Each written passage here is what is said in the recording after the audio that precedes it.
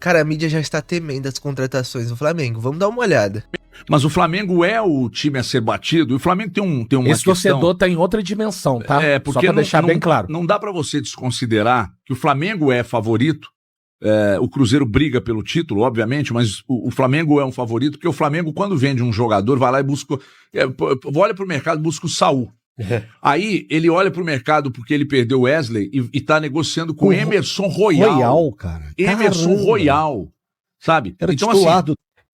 Tem que considerar que o Flamengo tá em outro patamar, cara. O time do Flamengo tá muito forte e eles conseguem umas vendas que outros times do Brasil não conseguem. Como que vai vender um outro jogador por 30 milhões de euros? O Vinícius Júnior foi uma ótima venda lá atrás, vendeu o Gerson muito bem, pelo valor de mercado dele. O Gerson tem 28 anos, conseguiu vender ele por 25 milhões de euros. Qual outro time do Brasil conseguiria vender um jogador de 28 anos por 25 milhões de euros? Então o Flamengo sabe valorizar os jogadores que tem. os caras há não... pouco tempo do Milan. Galante, eles não têm limite. Sabe? É tanto dinheiro que entra, o orçamento dos caras é tão alto, que é um orçamento de mais de 1,3 bi, que eles conseguem, quando eles perdem, por exemplo, o Wesley, que aliás, que baita lateral. Baita lateral. Os caras vão lá e fazem uma sondagem pelo Emerson Royal, cara. E pode rolar, hein, HG? Pode rolar. E pode rolar.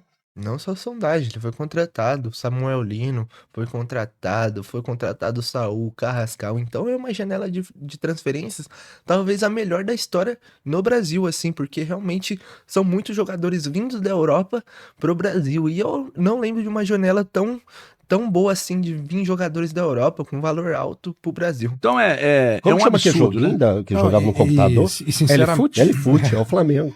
bom dia, pessoal. Sinceramente, o torcedor do Cruzeiro, eu acho que ele não tem que ter nenhum tipo de preocupação. Deixa eu dizer uma coisa aqui, peraí.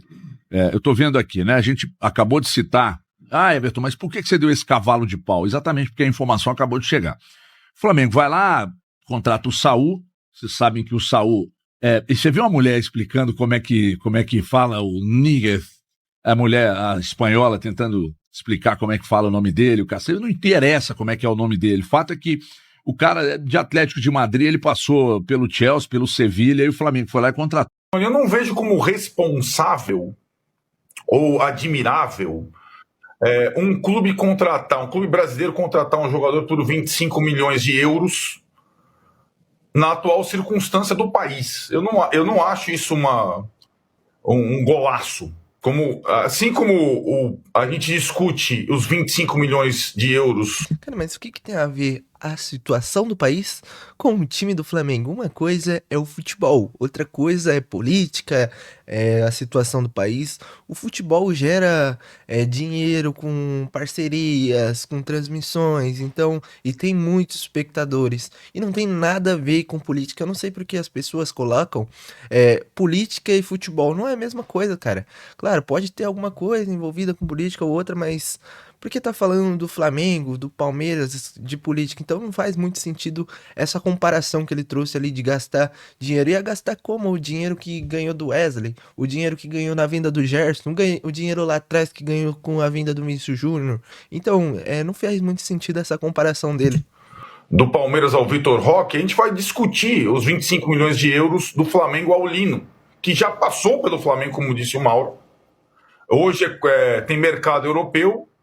Agora, assim, é um dinheiro em jogadores que não são garantia de retorno. O Vitor Roque não vai sozinho ou por 25 milhões de euros ganhar as 3 competições e nem o Lino. Eu acho uma loucura, por mais que os clubes tenham condição de fazê-lo hoje, sem quebrar o cofre ou o orçamento.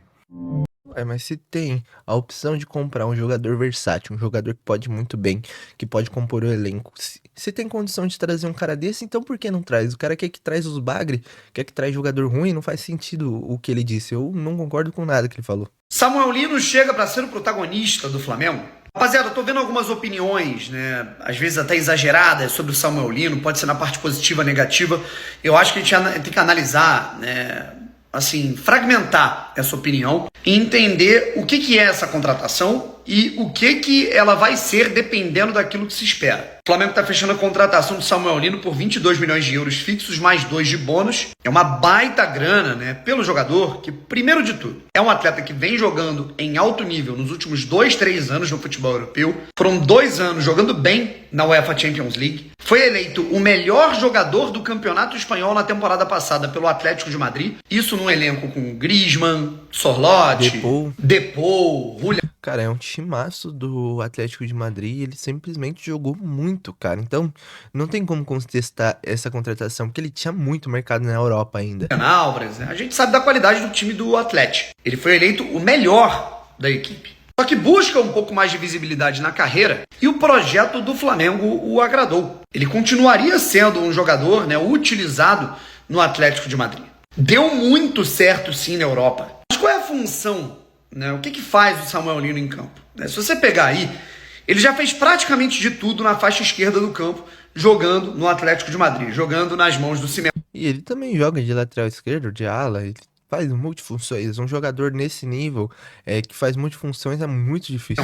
Ele já jogou de lateral esquerdo, ele já jogou de ala pela esquerda, ele já jogou de ponta esquerda, ele já jogou de, eu não vou dizer meia esquerda, mas ele já atuou como um jogador que atua na construção ali um pouco por dentro para ultrapassagem do lateral, já jogou ali pisando um pouco mais na área. Enfim, rapaziada, até aí o pessoal falando das contratações do Flamengo, eu acho que foram contratações pontuais que realmente precisava reforçar o elenco, precisava ter um elenco melhor, mas já era um top 3 do Brasil, pra mim agora é top 1 do Brasil com essas novas contratações.